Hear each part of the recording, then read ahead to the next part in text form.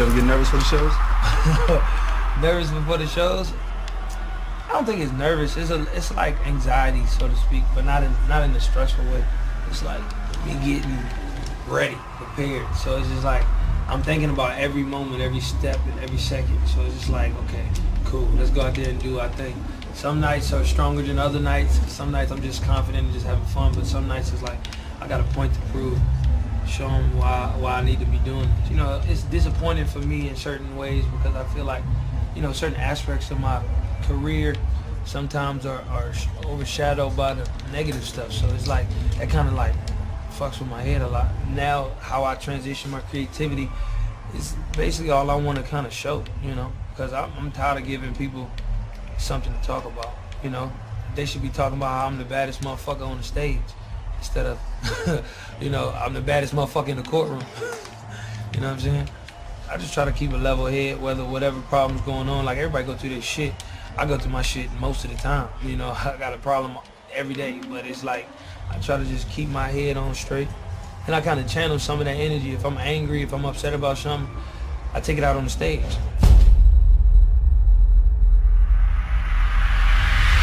Swear to God, I'm moving on. Standing here with a guy right now that knows everyone on the red carpet and everybody wants to work with him. It's been a blessing. I just can't do nothing but thank all my fans. I just appreciate all the support. It's been incredible. I ain't going back no more. I ain't going back no more.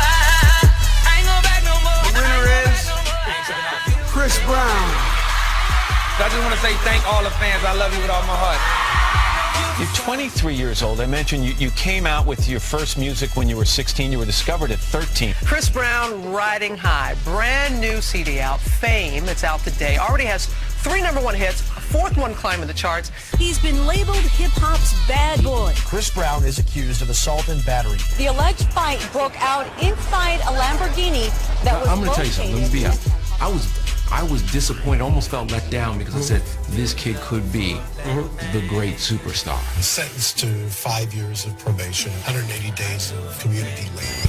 I lost my best friend. Like, everything I knew switched. Brown reportedly used a chair to smash a window in his dressing room. I guess she's not a morning person. How are you different? I've been humbled by the whole experience, from me losing everything. Most importantly, knowing that what I did was totally wrong. It's also been said people like comeback stories. For me, it's about proving myself to my fans. You put me on layaway. You just left a hot shot. Oh, yeah. I think that it's over. I think that it's over.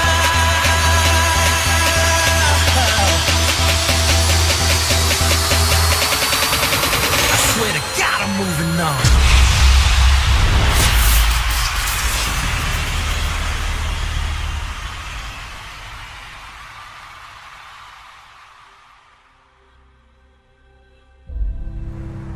From a small town, Tappahannock, Virginia. As you see me throughout my journey, I was about 15 when I started. Tell me, Paris, have you seen her? It was about 5 minutes. It was a good start for me as a kid to be able to kind of start off green in a way. Chris was very, very active at a very early age, probably 1 before he was walking. He started out in child care because I ran a child care center. And he was probably one of the most active child in the facility itself. Since he was like 2, he wanted to look at Michael Jackson videos and dance. I mean, he could come to my house and get in between the doorways and actually climb them and do backflips, you know. So he was always full of energy all the time. He would go over to relatives' houses and whatnot, but nobody wanted him to spend the night because Chris was jumping from bed to bed. I was a fan of Michael Jackson's all my life, of course. So he would sit in front of the TV. He would try to mimic his moves. Being able to see stuff on TV, whether it be my idols, Michael Jackson, or anybody that I looked up to at the time, you know, and be able to try to put myself in that world. I just tried to always look at it like, okay, I could do that, you know, being from a small town, you know, where there's not too many opportunities, but have that mentality to try to push forward and be something bigger and greater. In school, he liked to be the center of attraction. You know, it's cool upbringing, you know, real country. high school about maybe 500 kids, and my graduating class was probably about 30. Chris was a happy-go-lucky type of kid. He was always smiling, always moving around, dancing. Every now and then you might catch him over there singing. Even on the basketball court, he was somewhat, I guess you could say, creative and always moving and had different moves than the other kids. I used to go to all of his games. He used to show off a lot. It was like doing his moves on the court, and I'm like, are we playing ball here or what? He was really artistic. He loved to draw. They were mostly drawing assignments, and he was very good with the drawing, shading, and detail, and also with the coloring. He missed some time basically because of his, I guess, the routines he was going through. With my mom, she was a supporter from day one with my music. My dad, he was there too. He actually first taught me how to moonwalk. He used to just do it like on gravel one day. I was like, man, how did he do that? He was a kid, just acting out what he saw, but he actually sung on church choirs at an early age. He was good at everything, whether he played basketball, football. He had his own style. He might not always had, the means to have like the best of everything because, times were hard. But he would take older clothes, rip them up, tie them back a certain way, adjust them and make his own style. He would dye his hair red. And then he would go to school and sing like at basketball games and football games, so all the girls would crowd around him, so he really enjoyed that. I hate performing when there ain't no girls. When there ain't no girls, you just take the life out the performance because you can't just...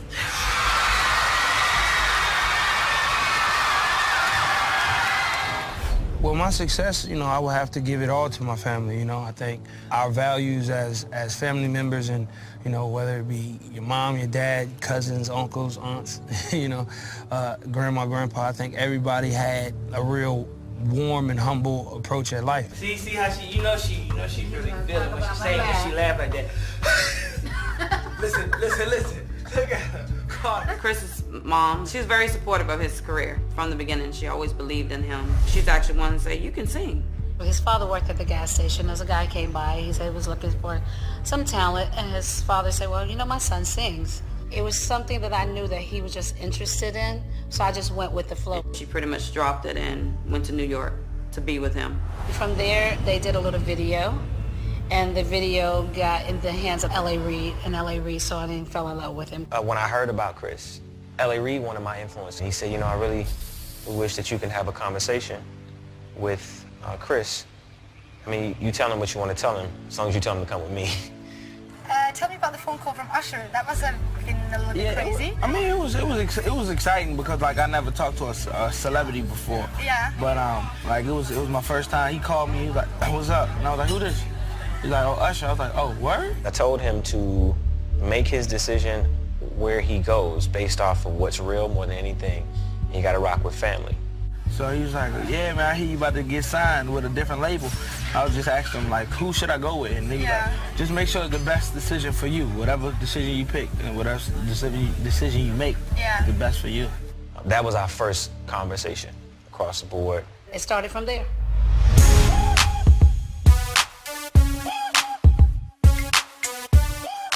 His fame came instant. It came all at once. He was discovered at the age of 13 at a gas station where his recording artist. Ladies and gentlemen, Chris Brown. Being able to maneuver at 15 and try to, and have the success that I did have at the time, I was like, man, this is crazy. When Run It came out, I heard him screaming all the way out, Mom, my song is on the radio. They taking it, though. I remember meeting Chris Brown for the first time in Miami. He just got done recording Run It. And as soon as it got done out the studio, it got in my hands and I went on the radio and broke it, helped break that record. And it was a record I believed in, and I knew he was gonna be the next superstar the day I met him. I remember the first time Chris Brown came on 106 in Park. I saw people lined up all the way down the block. And I didn't know, I thought some kind of fire drill was taking place or something like that. And as I got closer, I just, I saw it was kids. And then I looked and I saw they had spray paint on the t-shirts and, the signs that said, marry me, Breezy, I love you, Breezy, Chris Brown for life. And I was like, what is going on? It was fun, but also I'm sure it was very stressful because he couldn't just walk into the store and go shopping you know, just go play basketball at the gym like he used to. It wasn't the same anymore. He didn't understand that because he figured he could just go and he'll be fine. I'm a normal kid. I'm just Chris. I'm like, no, it doesn't work that way anymore. Well, you know, being 14 and 15 with a record deal, you know, it's the best feeling in the world, but it also comes with complications, you know? I think it's tough for anybody to start out at 14, 15, because you ain't even in high school, you ain't had a chance to like just live regular life. You've already been a star, so a lot of that's overwhelming. Being that most of your family have dealt with poverty and, you know, under minimum wage, kind of living, you know, most of your life, $10,000 to me was like, dang, I'm rich, you know? My son calls me, I'm at work, and he goes, Mom, like, you know, there's people outside of our door recording and taking pictures, from paparazzi to even people you knew, just, you know, made it different and difficult having a normal life. I just was more overwhelmed by it, but just not letting it shape me, like not letting the money kind of shape what I wanted to do as an artist. Just like with every family, you have problems and complications, you know. Sometimes jealousy and envy plays a big role. It's kind of new to them. Like, it's not really something that even myself really could comprehend at the time. His mom and dad, you know, they had a great relationship, and, you know, one day I guess they were all together at home as a family, and then it, you know, it fell apart. Chris not having a father in the house made him to grow up faster than what he actually had to. It was a lot. It was more than I knew that he could handle. And what I always call it is I tell Chris, it's God's balance. God is going to give you that great opportunity to be something fantastic, and then at the same time, he's going to level darkness around you that's going to keep you balanced. So with a person that's 14, 15, hopefully they have someone there to recognize the dark patches and say, okay, yeah, we can do this, but you just got to be mindful of that. Yeah, it was a challenge, and just growing up thinking that he was in this adult world and thinking that he could do what the adults do, but no, just because it's there for you, you're not going to do that. That is not what you do. For me, having my mother there created a balance, and I think it was a bit difficult, period, for him. You sound very driven. Yeah, definitely. Yeah. You live with your mom, right? Yeah. I think he felt that he had to take care of me. I got to take care of my mom because my dad is not there. I'm the dad of the house, where he felt that he was the man of the house. That's how he thought, and that's actually what he said. Your family, you expect to be your family. So even family sometimes, you know, change. And at that point, it was kind of hard because Chris was back and forth with me and his father. And it was hard for his father because I had left. He grew up so fast, he didn't really get to have a childhood or, you know, a teenage life of a normal person. I really wanted him to actually speak to a psychiatrist to just prepare him for what was about to happen, because he blew up so fast, knowing that he would not know how to handle it, so that he could talk about it and how it made him feel, but we never could get him to do that. I want to be at the pinnacle, like the highest point, to where I'm known as like a legend almost. 2 years ago, this artist was just another kid in high school. Now, 2 years later, he's one of the biggest stars in the world. Tonight, performing at the VMAs for the very first time, Chris Brown.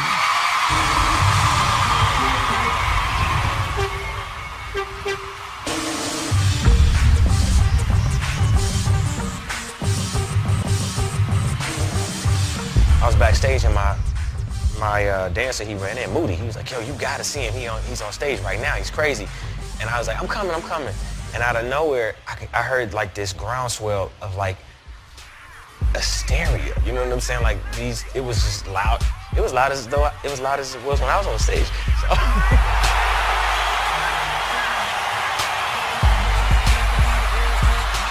So I ran out there, and there he was, killing it. And then I realized, oh my God, he's truly gifted. He's talented, man, in a way that we haven't seen in a long, long time, you know? He has a gift like Michael Jackson had, that makes you scratch your head and say, what else is he doing? Because I've seen these steps before, I've seen these moves before, but what else is Chris Brown doing? But when I got in the game, I kind of was like, I wouldn't say alone, but I was like, to myself, I had to prove myself. People wanted to be like, okay, well, cool, well, what is this kid about? Or what can he do? I remember Chris's first BET Awards performance.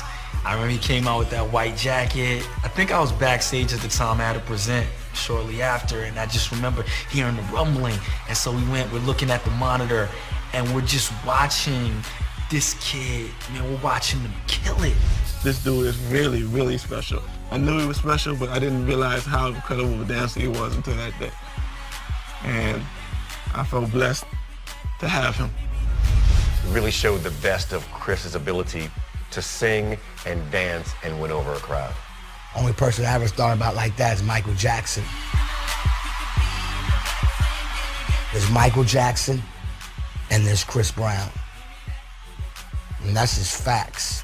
Just like Michael Jackson opened the door for Usher, I believe that Usher opened the door for Chris.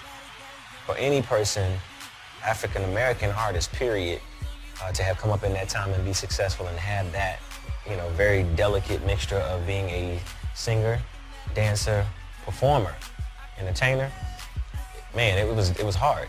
He was a trailblazer. He was setting the tone. You know, there was a shift in how things were sounding, and there was the shift that was happening from, you know, the grungy street sound and how rap was just so hard to how, you know, hip hop and R&B and everything was like turning into more dance and more fun. When I first heard Chris's sound, I just remember it was just like kids just getting always down like on the streets and doing all these beatbox dances, and like, I'm not a dancer, but I definitely was dancing.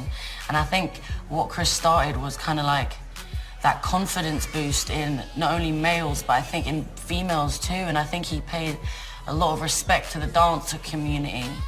I just remember seeing this young, fresh-faced kid like who's about to take over the world in so many ways. Because it seems like this whole thing just happened so quickly. Like, how does it seem for you? It's just a blessing. It's been going real fast. Yeah. Everything's happening so fast. I was excited for him, and he was so excited. But after that, I guess he blew up instantly. We was on a tour. We went here. We went there. Everything was, and he was so excited and so happy in the music industry at that time. Chris Brown. What's up? Chris Brown? Yeah. Hi. Hey. It's your boy Chris Brown, man. You got to run a siren on it, man. You got to drop it. You got to do the dang thing on it, man. You already know how you do it on Power 106 where hip hop lives. I gotta give a game proper. Spit it so she get it. There she is. I gotta stop her. Yeah. Or should I talk about a smile? Or what about a style? I'm out of time. She's out the door. I gotta go for mine. Once I got an opportunity to continuously make music and be creative and dance and show people my talents, I think that overpowered everything as a whole. I think people kind of saw it and kind of took it for what it was worth, and it was like, oh, you know what, this guy is really talented. I think he has potential. I think he can do his thing. You know, what he was able to do as a performer was kind of effortless in the way that he performed. You know, I don't know if it was just his passion for it or the fact that, you know, he was well studied, or just the simple fact that he just knew where to put every move. It was just perfectly placed. He knew his choreography. He was well prepared, man. But greater than just understanding choreography, he understood the magic of singing and dancing. And that right there is a technique that not every artist understands. It takes a lot of hard work and focus. And as a teenager, for him to be able to do that, I just knew that this kid definitely is headed for major success. Performing a fun new anthem, Chris Brown! I think he definitely helped take kind of R&B and hip hop and make it more popular, for sure. Make it more pop and more radio and just more top 40. He definitely has his kind of finger on the pulse of the sound of the streets.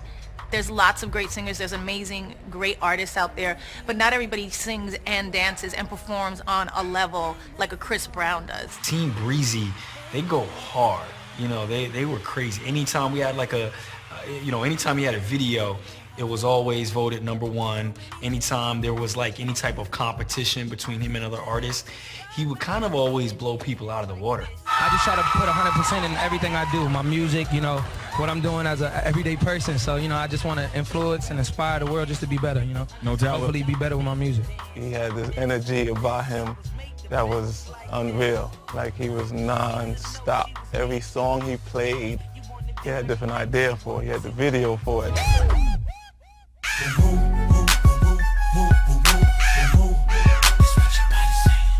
But what I love the most about Chris is his presence. His presence really stands out, you know. I mean, you know that thing when people are like, they're just superstars? Chris is just a superstar. Standing here with a guy right now that knows everyone on the red carpet and everybody wants to work with him. He's got 3 nominations tonight, of course, Chris Brown. How you doing, buddy? I'm good, man. How about yourself? You good? Are you kidding me? Hanging out with you guys? A great year for you. Yeah, it's been a blessing. I just can't do nothing but thank all my fans. I just appreciate all the support. It's been incredible. The winner is Chris Brown.